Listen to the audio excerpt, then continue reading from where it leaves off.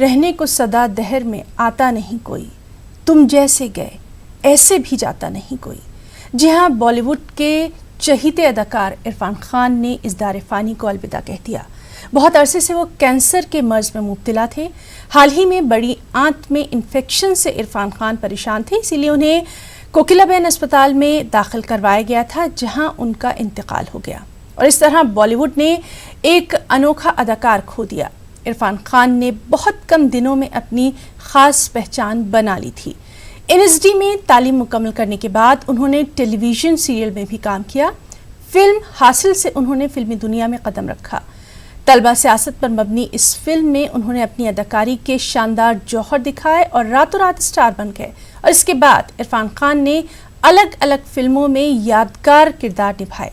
Maqbool, life in metro, पान Singh Tomar, Jurassic world, Slumdog millionaire और अंग्रेजी मीडियम जैसी फिल्मों से शोहरत और मकबूलियत की बुलंदियों को उन्होंने हासिल किया। इरफान खान ने अपनी अदाकारी में जान डालने के लिए अपनी बड़ी बड़ी आंखों का भरपूर इस्तेमाल किया। और अगर ये कहें कि वो आंखों से अदाकारी करते थे तो गलत ना होगा, मगर मुहलिक बीमारी ने एक बेहतरीन अदाकार को हम सब से छीन लिया। बॉलीवुड समेत मुख्तलिफ शोबों से वाबस्ता शख्सियात ने इरफान खान की मौत पर गहरे दुख और रंजो गम का इजहार किया है।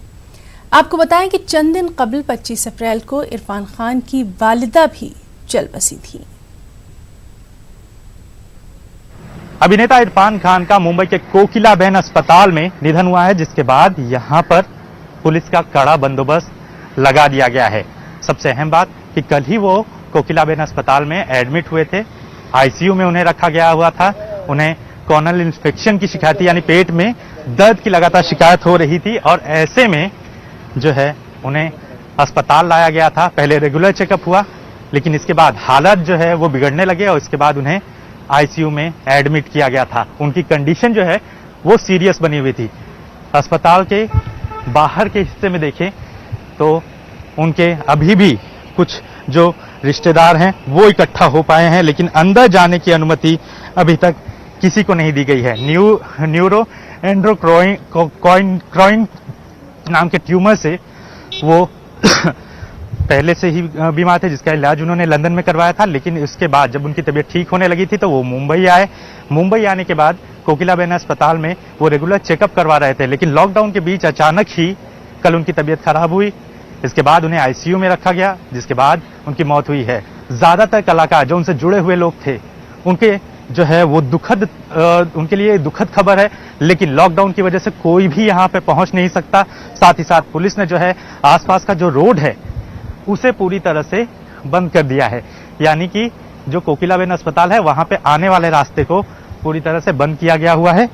लोगों को निर्देश दिए गए हैं कि कोई भी इकट्ठा न होने पाए और इस वक्त परिवार के अलावा अंदर कोई भी मौजूद नहीं है। बॉलीवुड के लिए ये एक सबसे बड़ा कहा जाए कि नुकसान है, एक बड़ा सदमा जो है वो बॉलीवुड को इस लॉकडाउन के दौरान लगा है इरफान खान की मौत का। Ashish Singh, news 18 India. Very sad to hear the demise of Irfan Khan. Very talented, very down to earth, very humorous personality. I had the opportunity to work with him in 2004 on Men at Work. Had a great time on the set. He was just brilliant, flawless. 2011 we were in Cairo Film Festival. We both got awards over there. I had opportunity to spend time with him 3-4 days over there and really learned a lot, enjoyed his company. He's been such an inspiration for so many actors, not only in India but abroad also. He made a mark over there with his films also. We will miss you, Irfan bhai, and the entire nation, entire global world will miss your performance. My condolences to his fans, his family. The demise of a great human being and a great actor, Irfan Khan, is a great loss to the industry. We have no words to express our sadness on losing this great man. I worked a lot with Irfan on my television shows. He was always a fighter. He was one of the most positive and a vibrant human beings on the sets. We at the Federation of Western India Cinema Employees and IFTDA Bharat के film जगत का एक बहुत ही होनहार कलाकार आज दिवंगत हो गया है और मेरी संवेदनाएं उनके आत्मा के लिए, उनके परिवार के लिए, परमात्मा दिवंगत आत्मा को सद्गति दें तथा उनके परिवार को सामर्थ्य दें इस विपदा की घड़ी से लड़ने के लिए। और यूं तो किसी का भी जाना दुखदायी होता है, लेकिन जब एक कुशल अभिनेता, एक कुशल कलाकार जाता है तो दुख अवश्य होता है और रिक्तता, खालीपन अधिक हो जाता है। मेरी संवेदनाएं, मेरी प्रार्थनाएं दिवंगत आत्मा और उनके परिवार के लिए। और मशहूर अदाकार अमिताभ बच्चन ने भी ट्वीट करके अपने गहरे दुख का इजहार किया। अपने ट्वीट में उन्होंने लिखा कि इरफान खान की मौत हैरत अंगेज़ है, काफ़ी सदमे में मैं हूँ। तो हम आपको दिखा रहे हैं अमिताभ बच्चन का ट्वीट जिसमें उन्होंने लिखा कि इरफान खान की मौत हैरत अंगेज़, काफ़ी सदमे में हूँ।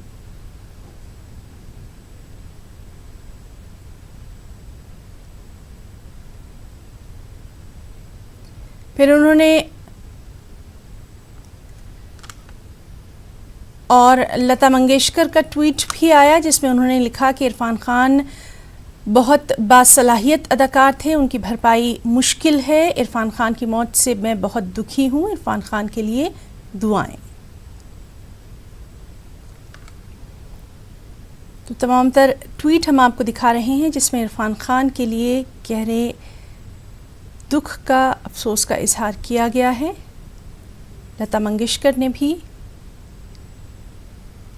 अपने दुख का इजहार किया है और महाराष्ट्र के गवर्नर ने भी ट्वीट करके लिखा है कि इरफान खान अपने मुख्तलिफ किरदारों में हमेशा ज़िंदा रहेंगे, उनकी काबिलियत का कोई सानी नहीं, सिनेमा की दुनिया में उनकी मौत से बड़ा नुकसान।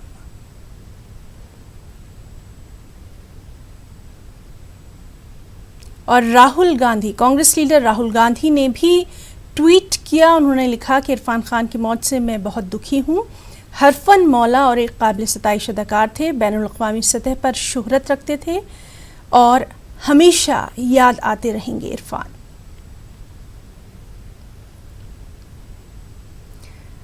मुख्तार अब्बास नकवी ने भी ट्वीट किया। मरकज़ी वज़ीर मुख्तार अब्बास नकवी ने अपने ट्वीट में लिखा कि इरफान खान हरफन मौला अदाकार थे। आर्ट, कल्चर और बॉलीवुड इंडस्ट्री के लिए ये नाकाबिल तलाफ़ी नुकसान है। मेरी तमाम तर नेक ख्वाहिशात उनकी फैमिली और दोस्त अहबाब के साथ हैं, उनकी रूह को शांति मिले। और दिल्ली के वज़ीर आला अरविंद केजरीवाल ने भी ट्वीट करके अपने गम का इजहार किया। उन्होंने अपने ट्वीट में लिखा कि इरफान खान की मौत से गमगीन हूँ। इरफान खान नायाब अदाकार थे, अपने वक्त के सबसे ज़्यादा हुनरमंद और काबिल सताइश अदाकार थे, उनकी रूह को सुकून मिले।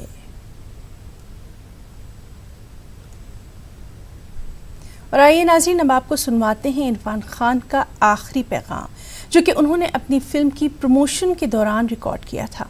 अपनी बीमारी का तस्करा करते हुए अपने जज्बात किस तरह से इरफान खान ने बयान किए, आइए सुनते हैं। भाइयों बहनों नमस्कार, मैं इरफान। मैं आज आपके साथ हूं भी और नहीं भी। खैर, ये फिल्म अंग्रेजी मीडियम मेरे लिए बहुत खास है। सच यकीन मानिए, मेरी दिली ख्वाहिश थी कि इस फिल्म को उतने ही प्यार से प्रमोट करूं जितने प्यार से हम लोगों ने बनाया है। लेकिन मेरे शरीर के अंदर कुछ अनवांटेड मेहमान बैठे हुए हैं, उनसे वार्तालाप चल रहा है। देखते हैं किस करवट उठ बैठता है। जैसा भी होगा आपको इत्तला कर दी जाएगी। कहावत है, when life gives you lemon, you make a lemonade। बोलने में अच्छा लगता है, पर सच में जब जिंदगी आपके हाथ में नींबू थमाती है ना, तो शिकंजी बनाना बहुत मुश्किल हो जाता है। लेकिन आपके पास और चॉइस भी क्या है पॉजिटिव रहने के अलावा। इन हालात में नींबू की शिकंजी बना पाते हैं कि नहीं बना पाते हैं, ये आप पर है। और हम सब ने इस फिल्म को उसी पॉजिटिविटी के साथ बनाया है और मुझे उम्मीद है कि ये फिल्म आपको सिखाएगी, हंसाएगी, रुलाएगी, फिर हंसाएगी शायद। Enjoy the trailer and be kind to each other and watch the film. And yes, तो ये थे इरफान खान, जिन्होंने अपने आखिरी पैगाम में ज़िंदगी को अपने अंदाज में मुखातिब भी किया। कुछ और अहम खबरों पर भी नजर डालते हैं। दिल्ली अक़लियत कमीशन के चेयरमैन डॉक्टर ज़फ़रुल इस्लाम खान के सोशल मीडिया पोस्ट पर बीजेपी ने सख्त रद्द-ए-अमल का इजहार किया। बीजेपी लीडर शाहनवाज हुसैन का कहना है कि ज़फ़रुल इस्लाम खान का बयान काबिल मज़म्मत है, मुल्क को बदनाम करने की कोशिश है। उन्होंने कहा कि मुसलमानों के लिए हिंदुस्तान से अच्छा मुल्क और मोदी जी से अच्छा लीडर नहीं मिल सकता। आपको बताएं कि डॉक्टर ज़फ़रुल इस्लाम ने सोशल मीडिया पर एक पोस्ट की, जिसमें उन्होंने हिंदुस्तान के मुसलमानों के साथ खड़े होने पर कुवैत का शुक्रिया अदा किया। अपनी पोस्ट पे उन्होंने लिखा कि हिंदुत्व ब्रिगेड समझ रहा था कि अरब दुनिया हिंदुस्तान के मजलूम मुसलमानों की जानिब तवज्जो नहीं देगी, लेकिन वो ये भूल गए कि अरब और मुस्लिम दुनिया से हिंदुस्तानी मुसलमानों का गहरा रिश्ता है। जिस तरह से आम आदमी पार्टी के नेता और दिल्ली अल्पसंख्यक आयोग के दिल्ली के चेयरमैन ज़फ़रुल इस्लाम खान ने जिस तरह की बातें बोली हैं, इसकी मैं घोर निंदा करता हूं। इस तरह की बातें नहीं बोलनी चाहिए। किसी भी कंट्री को भारत के अंदरूनी मामले में दखल देने का अधिकार नहीं है, चाहे वो अरब कंट्री ही क्यों ना हो, क्योंकि इंडोनेशिया के बाद सबसे बड़ी मुस्लिम आबादी भारत में रहती है और भारत में मुसलमानों के लिए भारत से अच्छा देश और मोदी जी से अच्छा नेता नहीं मिल सकता, जो 130 करोड़ लोगों को इकट्ठे रख रहे हैं, एक निगाह से देख रहे हैं। लेकिन किस तरह से भारत को बदनाम किया जाता है। एक आध छोटी घटना को लेकर किसी मुल्क को दखल देने का कोई अधिकार नहीं है। और जिस तरह आम आदमी पार्टी के नेता ने इस तरह की जबान बोली है और जिस तरह का बात लिखी है, इसकी घोर निंदा होनी चाहिए और उनके खिलाफ कार्रवाई होनी चाहिए। किसी को भी भारत को बदनाम करने का अधिकार नहीं दिया जाना चाहिए। और जैसा करके दिल्ली माइनॉरिटी कमीशन के चेयरमैन ज़फ़रुल इस्लाम खान ने बहुत बड़ा अपराध किया है। मुल्क में कोरोना मुतासिरीन की तादाद लगातार बढ़ती जा रही है। ऐसे में सभी हुकूमतों के जरिए इसे मजीद फैलने से रोकने की कोशिशें भी जारी हैं। दिल्ली में भी कोरोना के मामले बढ़े हैं। इसी के मद्देनजर दिल्ली फरीदाबाद बॉर्डर को सील कर दिया गया है और इसका जायजा लिया हमारे नुमाइंदे पवन गौड़ ने। देश में कुल कोरोना संक्रमितों की संख्या 30,000 के पार हो गई है। आज जो जारी आंकड़े हैं उनके मुताबिक 31,000 से ज्यादा लोग कोरोना संक्रमित हो गए हैं। उस फैलाव को रोकने के लिए सभी सरकारें अपनी तरफ से पूरी कोशिश कर रही हैं। इस समय हम दिल्ली और हरियाणा बॉर्डर पर खड़े हुए हैं, जो रास्ता दिल्ली से फरीदाबाद की तरफ जाता है। आप देख सकते हैं कि कल से इस रास्ते को पूरी तरह सील कर दिया गया है। अब तक इसमें जो जरूरी सेवाएं थी उनको यहां से निकलने की अनुमति थी, लेकिन अब उन सेवाओं में भी बहुत ज्यादा कटौती कर दिया। सिर्फ जो बहुत ज्यादा इमरजेंसी संबंधित लोग हैं वही जा पाएंगे, इसके अलावा यहां से कोई और नहीं जा पाएगा। जिससे क्योंकि इंटर स्टेट से क्या होता है, फैलाव रोकने के लिए सभी सरकारें पूरी कोशिश कर रही हैं। और जैसे आप देख सकते हैं कि सभी लोगों के पास चेक किए जा रहे हैं, जितनी भी गाड़ियां निकल रही हैं सबकी एंट्री की जा रही है, सब लोगों से बात की जा रही है। जो जरूरी सेवाओं से जुड़े लोग हैं सिर्फ उन्हीं को निकलने की परमिशन है। इस पूरे मामले पे बात करने के लिए यहाँ जो फरीदाबाद पुलिस के एसआई हैं हुकुम सिंह जी, वो हमारे साथ हैं। सर, कौन कौन लोगों को परमिशन है, किस तरह से लोग जा रहे हैं? परमिशन गाड़ी जिसको जरूरी है उनको इंटरनेट पास लेना पड़ेगा, इंटरस्टेट पास, उन्हीं को जाने देंगे। बाकी ये जरूरी सामान है, जैसे फल फ्रूट्स की गाड़ी है और जैसे कोई डॉक्टर वगैरह है, उनको सिर्फ 12 बजे तक का टाइम दिया गया है। उसके बाद किसी को अंदर या बाहर नहीं जाने दिया जाएगा, क्योंकि कोरोना को देखते हुए, क्योंकि जो कोरोना फैल रहा है उसमें हमारी सरकार ने, अनिल विजय, हमारी सरकार, सीपी साहब ने, ये सरकार ने बहुत ही अच्छी कदम उठाया। अगर ऐसा कदम रहेगा तो हमारे जो है, ये हमारे जो भाई है जिनकी हम सेवा, अपना परिवार छोड़ के उनकी सेवा कर रहे हैं, वो हमारे परिवार है। मैं उनसे ये अनुरोध करूँगा कि इस लॉकडाउन का पालन करें। मैं उनका भी धन्यवाद करता हूँ और हमारा भी सहयोग करे और सबका हमारा शुक्र है। और मैं प्रेस भाइयों का भी धन्यवाद करता हूँ, मेरे प्रेस भाइयों जो हमारा इतना सहयोग कर रहे हैं, हमारे से इतनी अच्छी बातें करके आगे पहुँचा रहे हैं, वो भी हमारे भाई है। उनकी सेवा के लिए आप भी लगे हो, मैं सबका धन्यवाद करता हूँ। क्योंकि इस लॉकडाउन का पालना करें और जो आने जाने घर से ना निकले, मेरे सब भाइयों से ये अनुरोध है। धन्यवाद, नमस्कार। तो यही कोशिश है सभी सरकारों की, सभी स्वास्थ्य कर्मियों की, सुरक्षा कर्मियों की, कि लोग कम से कम घरों से बाहर निकलें, जिससे कि उनको जो कोरोना संक्रमण का जो फैलाव है उससे बचाया जा सके। इसी के चलते तमाम सरकारें सभी जरूरी कदम उठा रही हैं। कैमरा पर्सन जगदीश सुप्रेती के साथ पवन गौड़, नगर 3, दिल्ली। वक्त है एक ब्रेक का।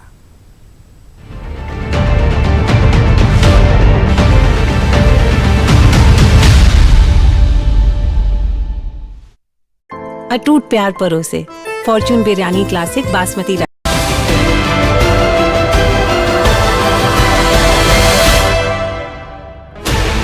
16 channels, 15 languages, 26 states, 1200 plus reporters, 66.9 crore viewers. India's largest news network, News 18 Network.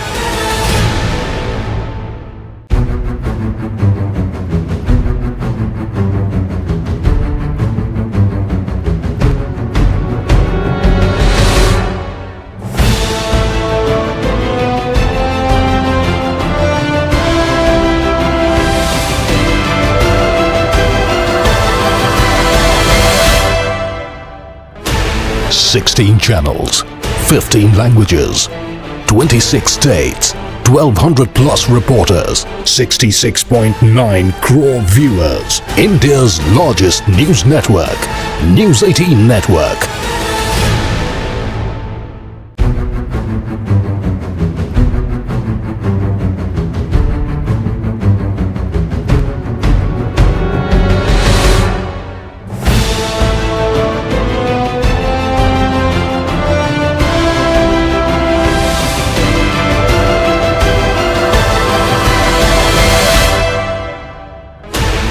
Sixteen channels, 15 languages, 26 states, 1200 plus reporters, 66.9 crore viewers. India's largest news network, News 18 Network.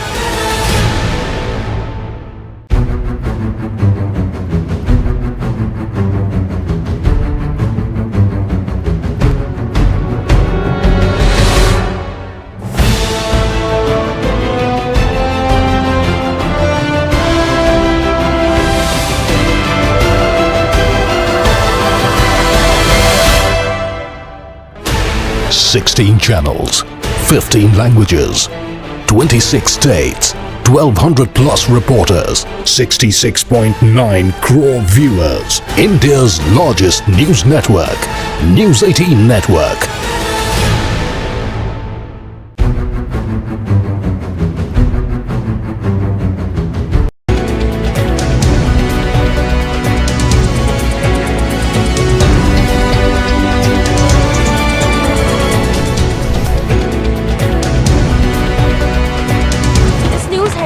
प्रायोजक सच्ची सहेली, महिलाओं के लिए सबसे भरोसेमंद औषधि एवं टॉनिक।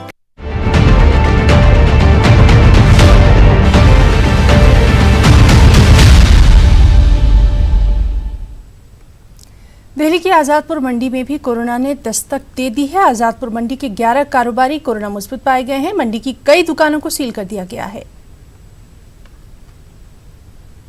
दिल्ली की आजादपुर मंडी में सब्जी व्यापारियों के कोरोना पॉजिटिव आने की खबर आ रही है। बताया जा रहा है कि करीबन 11 व्यापारी कोरोना पॉजिटिव पाए गए हैं। इसके बाद आजादपुर मंडी की कई दुकानों को सील कर दिया गया है।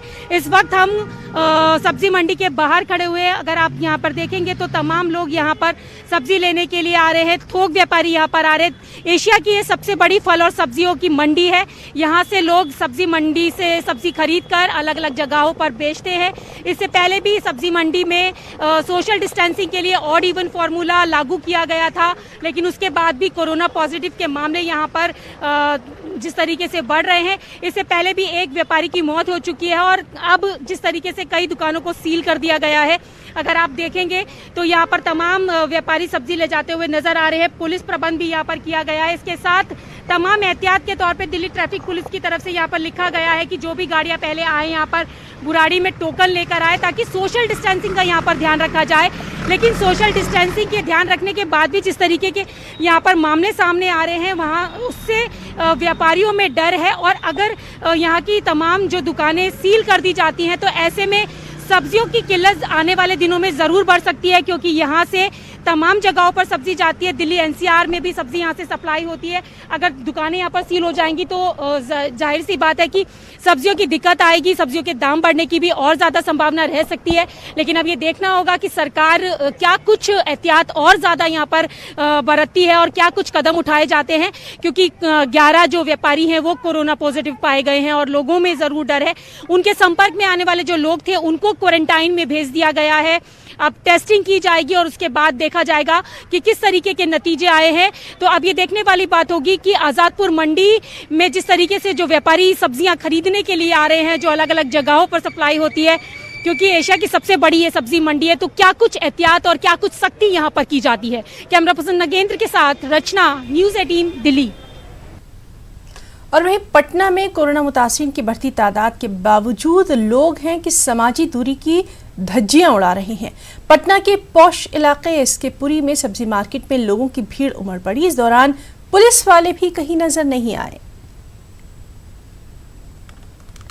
ये पटना के वीआईपी इलाके इसके पूरी चिल्ड्रंस पार्क के पास की तस्वीर आपको दिखा रहे हैं, जहां पर देखिए लोग सुबह सुबह में सब्जी खरीदने पहुंचे हैं और एक दूसरे से कितने सटे हुए हैं। तो जाहिर सी बात है सोशल डिस्टेंसिंग की धज्जियां उड़ाई जा रही है, वो भी राजधानी के वीआईपी इलाकों में जहां पे सब्जी मंडी है इसके पूरी चिल्ड्रंस पार्क के पास। और ये तस्वीर देखिए, ये तस्वीर साफ साफ इशारा करती है कि लोग मानने को तैयार नहीं। और खासकर पटना भी रेड जोन में आ गया है और पटना में 39 कोरोना के मरीज पाए गए हैं। बावजूद इसके लगातार सरकार की तरफ से हिदायत दी जा रही है, निर्देश दिया जा रहा है कि लोग सोशल डिस्टेंसिंग का ज्यादा से ज्यादा पालन करें। लेकिन जिस तरीके से तस्वीर दिख रही है पटना के वीआईपी इलाके इसके पूरी चिल्ड्रंस पार्क के पास सब्जी मार्केट का, वो तस्वीर ये बताने को काफी है कि लोग समझने को तैयार नहीं है। सरकार की लगातार कोशिश, और सबसे हैरानी की बात है कि यहाँ से कुछ ही दूरी पर पुलिस स्टेशन है, इसके पूरी पुलिस स्टेशन, लेकिन वहाँ के लोग भी यहाँ पर मौजूद नहीं, जबकि ऐसा बताया गया था कि जो भी सब्जी मार्केट है वहाँ पे पुलिस वालों की तैनाती होगी। लेकिन बावजूद इसके न पुलिस के जवान यहाँ नजर आ रहे हैं और न ही लोग समझने को तैयार हैं। तो ये तस्वीर है पटना के इसके पूरी चिल्ड्रंस पार्क का। और अभी भी समझना होगा कि सोशल डिस्टेंसिंग का पालन नहीं करेंगे तो कोरोना संक्रमण को नहीं तोड़ा जाएगा, उससे जीत हासिल नहीं हो पाएगी। इसलिए हमारी और आपका फर्ज बनता है कि जल्द से जल्द इस पर ध्यान दें, सोशल डिस्टेंसिंग का पूरा ख्याल रखें और खासकर ऐसे जगहों पर पुलिस की तैनाती और बढ़ाई जानी चाहिए। कैमरामैन मनीष जुनेजा के साथ Anand Amritaj, news 18 network, Patna. Corona virus की वबा के दरमियान तबलीगी जमात पर खूब बहस हुई है। तबलीगी जमात के अरकान अब खुलकर मीडिया के सामने आ रहे हैं, अपनी बात रख रहे हैं। बेंगलुरु में तबलीगी जमात के अरकान ने गरीबों और लॉकडाउन से मुतासरा अफराद में राशन किट्स तकसीम किए हैं। इस प्रोग्राम में मकामी पुलिस एहलकारों को भी मदऊ किया गया।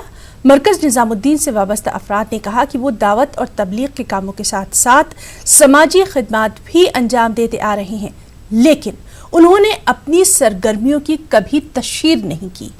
अब मौजूदा हालात के पेश नज़र तबलीगी जमात के तई फैलाई गई गलत फहमियों को दूर करने के लिए मीडिया के जरिए वो इन खिदमात को उजागर कर रहे हैं। जमात निज़ामुद्दीन के तरतीब पर जो हम काम करने वाले हैं, हम जो कई सालों से जो इस तरह जो है गरीबों को, मिस्किनों को, यतीमों को जो है हमारा अल-फलाह सोशल एजुकेशन ट्रस्ट की तरफ से जो है खिदमत देते, अंजाम देते आ रहे हैं। इस वक्त जो हमें जो इसी इतने दिन से जो इखलास के साथ किसी को पता नहीं चला इस तरह करते आ रहे थे, अब जो दावत का काम, तबलीग को जो बदनाम करते होने की वजह से हम लोग जो मीडिया के सामने जो ये जो इस वक्त जो है करना पड़ा, ताकि जो हमारा काम जो पूरी दुनिया वालों के सामने पता चले कि जो तबलीग जमात क्या करती है। हमारा जो ना से दुनिया से कोई लेना देना नहीं है, सिर्फ जो तबलीग में जो आखिरत की बात होती है, या तो ज़मीन के नीचे की बात होती है या तो आसमान के ऊपर की बात होती है। ये जो मुसल्ले की शक्ल जो है अल्हम्दुलिल्लाह कावेरी नगर में अल्हम्दुलिल्लाह यहाँ पे भी जमाते आए हैं, मेहनत किए हैं, काम भी किए हैं अल्हम्दुलिल्लाह। और सारे के सारे ट्रस्ट मेंबर्स अल्हम्दुलिल्लाह काफ़ी प्रोफेशनल्स हैं माशाल्लाह, बिजनेस वाले भी हैं। साथ ही साथ अल्हम्दुलिल्लाह दावत का काम कर रहे हैं, करते आ रहे हैं और कर रहे हैं, इंशाल्लाह करेंगे। यही हमारा यही पैगाम है कि भाई दावत का जो काम है बहुत बड़ा इंसानियत को सुधारने का काम है, इंसानियत के फ़ायदे का काम है अल्हम्दुलिल्लाह। इसमें ना कहीं भी गलत फहमी सुनकर, गलत इंफॉर्मेशन सुनकर साथी है ना अपने जहनों को बदजहन ना कर लें कि है ना तहक़ीक़ करें क्या है किधर। अल्हम्दुलिल्लाह सारे आलम में अल्हम्दुलिल्लाह एक है ना मरकज़ निज़ामुद्दीन बंगले वाली मस्जिद के मातहत काम चल रहा है अल्हम्दुलिल्लाह, हज़रत जी के मातहत काम चल रहा है। ये जो मदरसे वाले जो काम कर रहे हैं बहुत अच्छा काम कर रहे हैं, इसके ऐसे दूसरे लोग भी हैं जो अमीर हैं, जो पैसे वाले हैं, वो लोग भी ऐसा काम, बहुत लोग हैं उन्होंने ऐसा काम करेगा तो बहुत मदद होती है हमारे डीजेएलडी के आदमियों को, लोगों को ऐसा करने की तौफीक अता फरमाए। बिहार में हड़ताल के दौरान कॉन्ट्रैक्ट टीचरों की मौत का मामला अब कौमी इंसानी हकूक़ कमीशन तक पहुंच गया है। मिडिल स्कूल टीचर्स एसोसिएशन के जनरल सेक्रेटरी ने बिहार हुकूमत को टीचरों की मौत के लिए जिम्मेदार ठहराया है। साथ ही हड़ताल की मुद्दत की तनख्वाह देने और टीचरों के खिलाफ सभी कार्रवाई वापस लेने की मांग की है। टीचर्स एसोसिएशन ने हड़ताल के दौरान 62 टीचर्स की मौत की लिस्ट जारी की है। क्या डिमांड अब रखेंगे, जो वर्तमान में आपने सोचा है वो बता दीजिए। जी, बिहार माध्यमिक शिक्षक संघ की तो मांग समान कार्य का समान वेतन है ही नहीं। शुरू से ही जो मांग पत्र हमने दिया है सरकार को, सरकार बहाना करेगी कि सुप्रीम कोर्ट में शिक्षक संघ की हार हो गई। हम कह रहे हैं कि सुप्रीम कोर्ट ने कहा है कि इनिशियल जो वेतन विषमता है उसको दूर कीजिए, और आप कहिए कि माध्यमिक शिक्षा को पंचायती राज से अलग करने सहित तमाम मांगों पर सरकार विचार करेगी, दमनात्मक कार्रवाई समाप्त कर देगी, हड़ताल अवधि का वेतन स्वसम्मान वार्ता के द्वारा देगी, तभी हम हड़ताल समाप्ति पर विचार कर सकते। खबरों में इतना ही। आदाब।